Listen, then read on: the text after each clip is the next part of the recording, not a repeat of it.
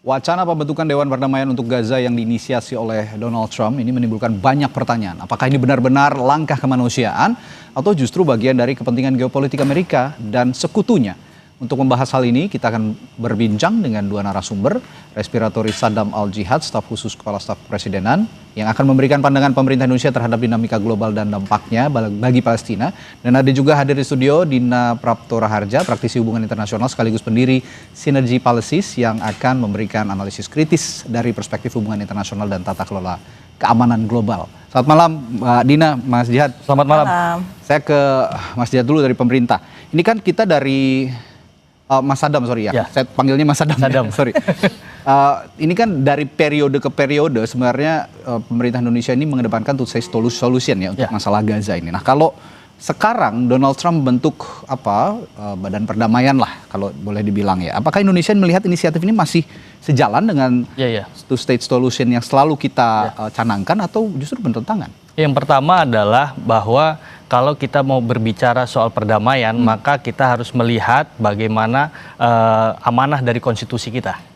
Bagaimana di alinea 1 terkait dengan penjajahan di atas dunia harus dihapuskan, kemudian di alinea 4 bagaimana ikut serta menjaga ketertiban dan juga perdamaian abadi. Nah, dalam posisi ini di bulan September kemarin Pak Presiden dengan tegas dan lantang terkait dengan two-state solution. Nah, setelah itu kemudian di 17 November kita bisa melihat bagaimana ada resolusi Dewan Keamanan PBB 2803. Nah, itulah yang kemudian menjadi pondasi awal ketika ada namanya Board of Peace. Nah, ini yang kemudian keikutsertaan Indonesia di kancah perdamaian ini adalah menjadi andil dalam peran utama untuk kemudian memperjuangkan dari kemerdekaan Palestina ataupun bagaimana menciptakan perdamaian Palestina. Nah, disinilah yang kemudian Board of Peace ini menjadi sarana struggle from within. Artinya di situ kita berjuang dari dalam, pemerintahan Republik Indonesia berjuang dari dalam untuk apa? Untuk menjaga bagaimana hitoh perjuangan dari pemerintah Republik Indonesia tetap. Kemudian yaitu kemerdekaan Palestina. Itu yang pertama. Jadi mengedepankan two-state solution tetap menjadi garis utama ya dalam badan perdamaian. Tapi begini, saya ke Mbak Dina deh. Ketika Amerika Serikat ini kita ketahui ya, siapa sih nggak tahu Amerika Serikat sekutunya Israel gitu loh. Membentuk badan perdamaian seperti ini. Objektif nggak sih sebenarnya nanti cara kerja mereka ini nantinya? Gini, kalau kita bicara soal geopolitik, kemudian Board of Peace ini kan juga salah satu perkembangan dari geopolitik. Nomor satu itu jeli, supaya kita tidak jatuh dalam jebakan narasi. Jadi kalau kita coba disandingkan lah, saya mengajak rekan-rekan sekalian menyandingkan antara Board of Peace yang dibentuk lewat resolusi PBB Dewan Keamanan 2803 di bulan November 2025 dengan New York Declaration yang juga dilakukan di PBB bulan Juli 2025. Itu satu nafas sebenarnya ya. Dengan piagam Board of Peace yang kemarin dicanangkan di Davos oleh Trump. Anda bandingkan, apakah itu dua hal yang sama? Simpulan saya tidak. Jadi Trump itu sebenarnya membajak nama Board of Peace. Elemen-elemen dari Board of Peace yang ada di piagam di resolusi PBB untuk kepentingannya dia. Coba perhatikan pengambilan keputusan dalam Board of Peace yang diumumkan, kemudian juga dipertegas bahkan oleh itu anaknya ya, Jared Kushner ya, yang mengatakan bahwa fokusnya itu adalah, kalau saya ya berpikirnya itu saya kira Board of Property. Nah ini, Board of Property atau Board of Cosmetics? Jadi yang dibahas itu lebih soal kita membangun, bukan two-state solution, tapi membangun tanah yang ada, kemudian mendirikan real estate, mendirikan hotel, luxurious place. Jadi elemen yang tadi saya bilang satu nafas ya dari New York Declaration, which is pengakuan atas kedaulatan Palestina, di mana Palestina di situ harus didorong, disupport lewat waktu itu Liga Arab. Disebutkan sekali Liga Arab akan mendukung kerja-kerja dari orang-orang Palestina, teknokrat yang ahli di bidangnya masing-masing untuk mempersiapkan dirinya governance ya, tata kelola pemerintahan, bahkan urusan civil service. Gitu. Kalau gitu ada. Ya, kalau gitu saya ke Mas Adam lagi. Gimana nanti istana atau dalam hal ini juga Presiden Prabowo Subianto, Pak Presiden ini jangan sampai terjebak seperti yang Mbak Dina bilang tadi, jangan sampai terjebak dengan narasi-narasi yang dibangun oleh Presiden Amerika Serikat Donald Trump. Jangan sampai tadi jadi board of property atau board of cosmetics kalau saya bilangnya, karena ini kosmetik politik jadi arahnya kalau saya lihat. Ya, kalau kita melihat seperti itu, bahwa kita harus memahami bahwa Indonesia menganut politik luar negeri bebas aktif. Ya, artinya kalau dalam komunitas ataupun ekosistem internasional ini banyak sekali jebakan-jebakan Batman sebetulnya. Ya, kalau misalkan kita melihat BRICS misalkan, apakah kemudian Indonesia terjebak dalam BRICS? Apakah Indonesia terjebak dalam OIC? Apakah Indonesia terjebak dalam G7 ataupun G20 dan sebagainya?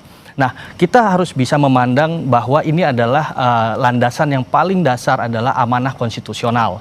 Nah, ini yang kemudian menjadi dasar kenapa pemerintahan Republik Indonesia ikut andil dalam sebuah perjuangan, ya, perjuangan yang tadi kita dasarnya adalah kemerdekaan rakyat Palestina. Oke, ikut andil. Nah, saya stop di situ sebentar. Dari awal pembentukan Board of Peace ini, Indonesia benar-benar involved sejak awal dalam hal ini Presiden Prabowo? Betul.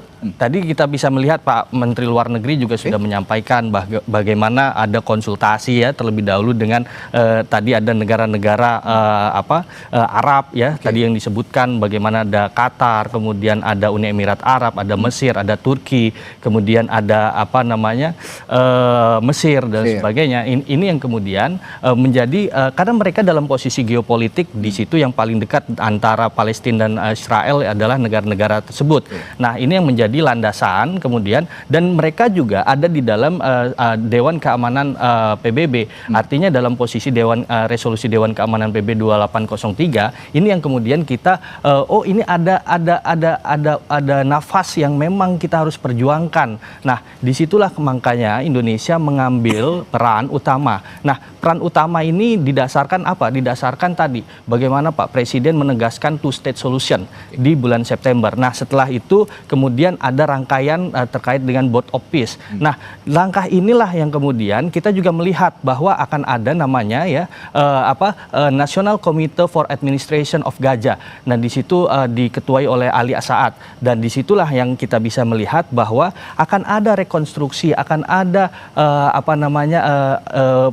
perbaikan daripada Gaza itu sendiri. Bagaimana nanti kemudian supply kemanusiaan bisa masuk dengan banyak dan sebagainya. Ini adalah bagian dari kebaikan untuk kemanusiaan itu sendiri. Itu yang menjadi inamal amalud biniatnya Republik Indonesia. Nah, kalau begitu Mbak Dina punya optimisme yang sama dengan apa yang diungkapkan oleh Mas Sadam, sekaligus juga mengurangi risiko Dewan ini justru melegitimasi status quo pendudukan dengan bungkus perdamaian kalau saya lihat.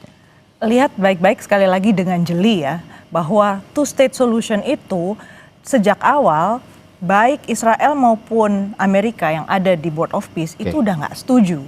Bahkan hari ini sesudah diumumkan di Davos, Israel sudah berusaha mengambil langkah apapun untuk memblokir siapapun yang berusaha masuk ke Gaza. Ya. Dan Trump berusaha untuk bypass itu semua dengan cara mendesain bentuknya seperti korporasi nih, si Board of Peace ala Trump ya. Jadi ini memang ujung-ujungnya duit kalau Donald Trump ini. Saya bilang sekali lagi ini bukan Board of Peace PBB ya, beda. Ini totally different. Jadi Indonesia harusnya jangan bingung. Bagi teman-teman yang di KSP tolong dicek ulang. Karena kalau saya ngelihat statementnya Menteri Luar Negeri Sugiono ya, tempo hari dia bilang bahwa proses pembentukan badan ini berlangsung cukup cepat sehingga berakhir sebelum tanda tangan. Lalu kemarin saya di Kompas TV kan jumpa dengan anggota parlemen ya, Komisi 1, terus dia bilang waktu itu nggak ada sih sebenarnya pembicaraan. Saya tanya kan apakah ada pembicaraan dengan DPR soal join di Board of Peace? Enggak sih, kita ngomongnya cuma two-state solution. Selebihnya kita serahkan pada Presiden. Itu sudah melanggar Undang-Undang Hubungan Luar Negeri. Karena secara spesifik di Undang-Undang Hubungan Luar Negeri itu disebutkan bahwa kalau kita mengambil bagian dalam perjanjian internasional juga termasuk untuk soal perdamaian harus melalui approval dari DPR. Jadi menurut saya itu nggak bisa diambil ringan ya. Jadi kalau kita bilang kata-katanya pembentukan badan ini berlangsung cukup cepat daripada kita terlambat kita masuk. Ini menegasikan yang disampaikan oleh Mas Sadam tadi bahwa Indonesia itu terlibat dari awal. Ini kayak orang kebablasan lagi, yaudah daripada ketinggalan. Ini fenomena internasional disebut bandwagoning. Kalau gitu menarik juga kita bahas soal risk ketika Board of Peace ini kan dibentuk di luar atau dikelola oleh badan atau lembaga yang di luar Dewan Keamanan PBB. Ini juga pasti akan menimbulkan risiko ketika ada one prestasi lah katakannya dengan perjanjian-perjanjian tadi, tapi tidak bisa dilindungi oleh negara-negara yang tergabung dalam Dewan Keamanan PBB. Saya akan tanyakan hal itu nanti setelah jeda di Sapa Indonesia Malam pada Mas Adam. Tetap bersama kami.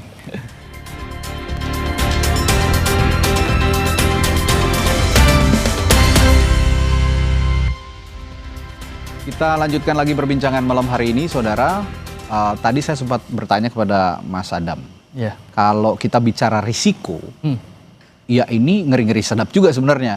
Karena Board of Peace yang dibentuk oleh Presiden Donald Trump ini kan di luar Dewan Keamanan PBB ya. Ketika ada one prestasi lah katakan, ada yang melenceng sedikit nih, ada yang tidak sesuai dengan komitmen bersama yang sudah dibangun oleh Board of Peace ini, tidak ada yang negara-negara lain yang bisa membackup lah kata lainnya. Kalau yang bisa membackup mungkin yang ada di dalam, tapi kalau saya lihat yang di dalam ini juga sebenarnya nurut-nurut juga kepada Amerika Serikat. Jadi gimana menengahi ataupun mengantisipasi jika ada risiko-risiko yang saya sebutkan tadi muncul di tengah jalan? Iya, saya kira tadi ya, bagaimana kajian dari pemerintah Indonesia itu kan dalam konsep ya, dalam fokus itu menjaga perdamaian dunia ya, terutama terkait dengan memerdekakan Gaza. Itu ini ya dulu, landasan utamanya di situ dulu. Nah, kemudian kalau memang dalam konsepsi ini kemudian melenceng ya, dalam ini kemudian akan menjadi sebuah karena itu kan public diplomatic sphere itu kan ruang yang terbuka ya. Artinya dalam posisi itu ya pemerintah Indonesia bisa melakukan apapun dengan ketegasannya. Nah, dalam hal itu ya. Yang kedua, bagaimana tadi politik luar negeri bebas aktif tadi yang saya sampaikan ya, bahwa ketika Donald Trump membuat Board of Peace, kemudian Indonesia kemudian masuk dan ini sudah dalam dialog yang tadi beberapa negara Timur Tengah juga hadir di dalam situ. Ini ada keterlibatan negara yang memang ada hadirnya Indonesia ini dengan pertimbangan-pertimbangan tertentu. Oke. Ya. Bicara soal pertimbangan, ada syarat nggak sih sebenarnya yang dikhususkan kepada Board of Peace ini, terutama Amerika Serikat? Oke, kita bergabung, tapi syarat ini harus dipenuhi. Ada nggak kira-kira syarat-syarat itu? Ya kemarin kan kalau misalkan kita mendengar syaratnya ada pendaftaran tadi itu ya, ada 1 miliar US dollar tadi itu kan. Kemudian itu yang memang kemarin juga tadi saya izin untuk menyampaikan sedikit terkait dengan DPR misalkan. Kemarin Wakil Ketua Komisi 1 DPR RI juga sudah menyampaikan bahwa ini ada dukungan dari DPR, tapi ya ini akan dipanggil Kementerian Luar Negeri untuk mengklarifikasi kira-kira apa saja yang kemudian, terutama tadi dengan anggaran yang 17 triliun itu apa saja yang kemudian dilakukan ketika memang itemnya itu apa saja dan sebagainya. Apa saja yang dilakukan kemarin ketika sudah masuk di Board of Peace dan sebagainya. Nah, itu yang sudah dilakukan. Artinya dalam posisi ini Kementerian Luar Negeri dan dari Komisi 1 DPR RI akan melakukan RDP. Nah, memang kemarin secara persetujuan dan sebagainya lebih cenderung kepada two-state solution. Tapi dalam posisi itu, two-state solution itu kemudian ada ruang publik, ada diplomatic sphere yang memang ternyata di situ adalah cara kita untuk struggle from within. Artinya bagaimana berjuang dari dalam, kemudian mempertahankan argumentasi terkait dengan perjuangan bangsa Palestina untuk penghapusan penjajahan di atas dunia dan sebagainya. Nah, dalam posisi ini kemudian akan ada dialektika kembali dengan DPR RI, yaitu melalui rapat dengar pendapat di sana. Nah, itu sudah disampaikan oleh Wakil Ketua Komisi 1 Dev Laksono. Nah, dari itulah kita bisa melihat bahwa tetap ada keseimbangan trias politika di dalam negeri. Bagaimana kebijakan luar negeri itu harus bagaimana komitmen dan komunikasi antara DPR RI dengan pemerintah itu berjalan. Itu. Oke. Mbak Dina, tadi sempat disinggung juga oleh Mas Adam soal peran kita yang punya posisi politik bebas aktif katanya. Saya bertanya juga nih, kita benar-benar bebas dan benar-benar aktif nggak sih sebenarnya dalam konteks Board of Peace yang dikelola oleh Donald Trump sejauh ini? Saya bilang aktif, tapi kebebasan tanda tanya besar. Karena independensi itu tanda tanya besar. Karena gini, sekali lagi mohon teman-teman sekalian membandingkan antara 2 dokumen PBB sebelumnya dengan charter yang dibuat oleh Donald Trump. Dari sisi kurun waktu mandatnya Board of Peace ala Donald Trump. Itu dia bilang dengan $1 miliar itu sampai 3 tahun. Sementara kalau dalam mandat PBB itu cuma 2 tahun sampai 2027. Artinya ini kan dia bikin sendiri tuh extension. Terus ada format yang tadi saya bilang seperti korporasi, ada dia sebagai chairman yang baca deh dengan teliti itu dia menjadi penentu akhir kan. Sementara kalau kita bilang toh teman-teman kita negara-negara muslim lain join dan kita udah konsultasi. Perhatikan lagi dengan jeli karena negara-negara muslim yang disebut tadi, katakanlah Turki, Qatar, Saudi Arabia, mereka itu memang sudah dikenal dari dulu punya kepentingan. Jadi buat mereka bebas itu no problem.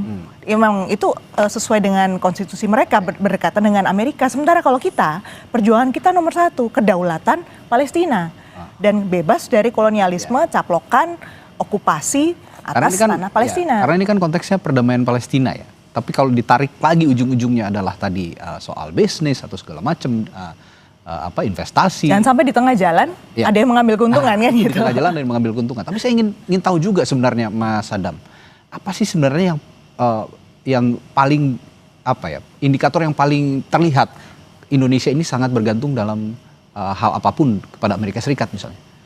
Ya enggak, saya mau bilang begini dulu Mbak.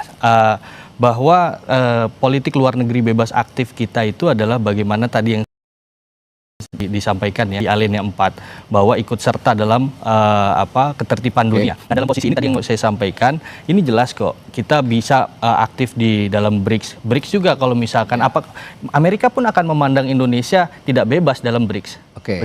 Begitu juga ketika karena itu BRICS itu kan kontra dengan Amerika lah ya. Beda lagi lah kalau BRICS agendanya belum jelas dan itu multilateral. Nah, dalam posisi itu kita bisa melihat bahwa begitu juga ketika memang two state solution ini kita harus berjuang dari dalam dan ini amanah konstitusi kita.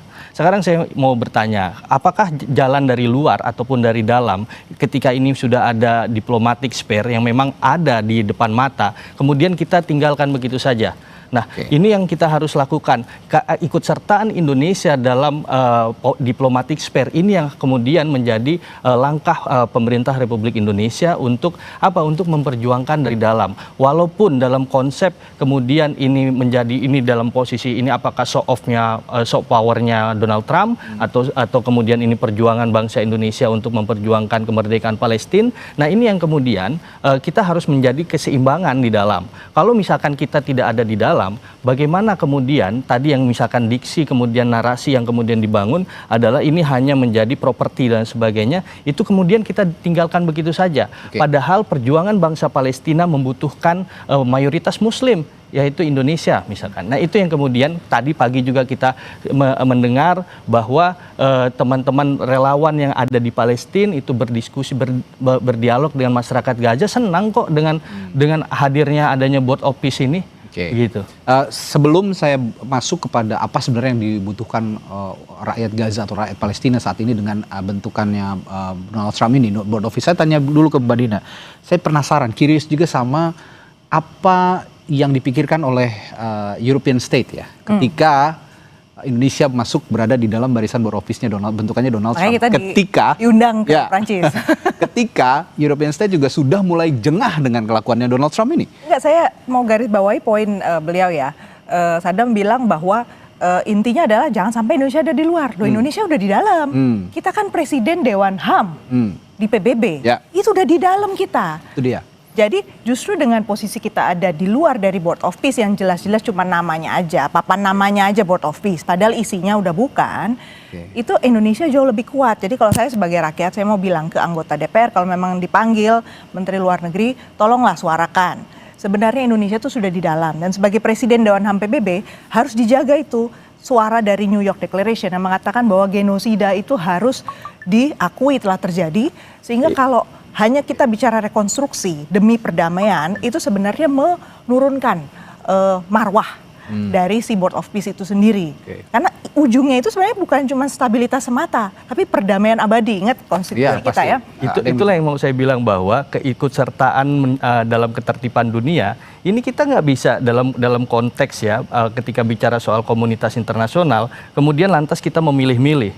Ini nggak bisa juga dalam politik luar negeri bebas aktif kita. Kita tetap menjalankan bagaimana kita menjadi presiden HAM dunia, tapi kita juga tetap menjalankan bagaimana kita ikut andil bagian dalam perdamaian dunia melalui Board of Peace. Dan juga kita tetap menjaga bagaimana ekonomi antara dunia barat dan dunia timur tetap berjalan. Nah, dalam konsep itulah bahwa itulah yang dimaksud politik luar negeri bebas aktif. Justru posisinya gini, kalau kita sudah masuk ke Board of Peace, sementara tadi Eropa udah nggak ikut, kita tuh kehilangan momentum besar sekali, Mas. Momentum besar karena Uni Eropa itu sekarang ibaratnya lagi ditendang-tendang sama Amerika Serikat, ditekan-tekan, dipaksa-paksa. Mereka itu momen terbesarnya, mitra untuk mereka bangkit dan independen tuh sama Indonesia. Jadi kalau Indonesia malah bandwagoning, malah ngikut kekuatan besar, kita hilang kebebasan. Indonesia dalam posisi ini bukan mengikuti kekuatan besar, tapi menjalankan amanah konstitusionalnya. Itu apalagi terpenuhi. Nah, alinea 4 itu kan jelas bagaimana ikut serta dalam ketertiban dunia, perdamaian dunia. Nah, inilah yang kemudian kalau dalam nomenklatur dalam tata negara, ketika kita berbicara undang-undang dan undang-undang dasar, levelingnya itu lebih tinggi undang-undang dasar. Maka ketika kita berbicara anggaran alinea 4 menjaga ketertiban dunia, itulah yang kemudian dilakukan Pak Presiden melalui hak prerogatif Pak Presiden berdasarkan undang-undang dasar pun alinea 4. Ya, meskipun dengan risiko tadi. Dan kemudian secara ketatanegaraan dengan DPR RI itu disampaikan komunikasinya dengan Komisi 1 dan akhirnya ada RDP. Nah, itulah bahwa bagaimana visi membangun policy itu di sana gitu. Ya, saya terakhir begini deh. Ya, apapun kepentingannya ini kan sebenarnya untuk warga Palestina, rakyat Gaza, dan kita punya komitmen itu sejak pemerintahan periode sebelumnya, dan ini akan dicoba. Ya, ini terobosan, boleh dibilang ini juga terobosan meskipun agak banyak menuai kontroversi. Ini kita harus akui ini juga sebagai terobosan baru dari Presiden Prabowo. Tapi yang ingin saya tanyakan, dari Board of Peace yang sudah dibentuk ini, saya ke Mbak Dina dulu, yang sudah dibentuk oleh Presiden Donald Trump dan kita include di dalamnya, Presiden Prabowo Subianto sudah menandatangani itu. Apa sebenarnya yang bisa menjadi tolak ukur bahwa Board of Peace ini benar-benar memperhatikan rakyat Gaza dan memberikan perdamaian seutuhnya untuk warga Palestina? Lihat aja, benar-benar bisa masuk nggak humanitarian aid ke sana. Kemudian juga betul-betul nggak itu yang tadi disuarakan di deklarasi bahwa kelompok teknokratik dari Palestina itu terlibat, didukung untuk bisa punya pengakuan atas kedaulatan Palestina. Itu aja kalau saya. Dan jangan sampai di whitewashing ya, atau dihapus genosida itu dari, ingat Israel itu masih tanggung jawab. Jadi kalau menurut saya selama itu nggak dibahas, kita sebagai pemimpin moral dunia ya soal HAM itu punya PR sangat besar. Terakhir Mas Adam, humanitarian aid tadi, bantuan kemanusiaan, ya, benar-benar bisa dijamin oleh tadi Pak Presiden sudah sampaikan bahwa humanitarian aid atau bantuan kemanusiaan masuk terus-menerus sekarang ini dengan adanya National Committee for Administration of Gaza yang dipimpin oleh Ali Saad. Nah, dari sinilah yang kemudian, dan itu adalah seorang teknokratik, bukan politik. Artinya dalam konsep ini kita bukan hanya melihat soal Palestina dan Israel, tapi di bagaimana komposisi politik yang ada di Palestina. Di situ ada Hamas dan Fatah, dan di sini bukan bagian dari Hamas dan Fatah. Artinya di sini orang teknokratik yang memang tujuannya adalah untuk membangun bagaimana Gaza dan juga Palestina itu dibukakan ruang sebebas-bebasnya untuk kemudian bantuan kemanusiaan itu hadir secepat-cepatnya. Baik, ini bagaimanapun nanti langkahnya kita akan lihat ke depan. Yang pasti rakyat Indonesia juga berada dalam barisan rakyat Palestina. Jika memang Presiden Prabowo bisa membawa misi ini, Board of Peace ini untuk memberikan perdamaian di Palestina, terutama di Gaza, kedaulatan Palestina terlebih itu yang lebih jauh lagi, tentu saja rakyat Indonesia akan happy, sangat-sangat happy karena mereka berada di belakang barisan warga Palestina. Terima kasih Mas Respiratoris Saddam Al-Jihad dan juga Mbak Dina Prapto sudah bergabung bersama kami di Sapa Indonesia Malam. Kita jumpa lain waktu ya, kita bahas ini masih panjang. Terima kasih, selamat malam, sampai jumpa. Terima kasih. Setelah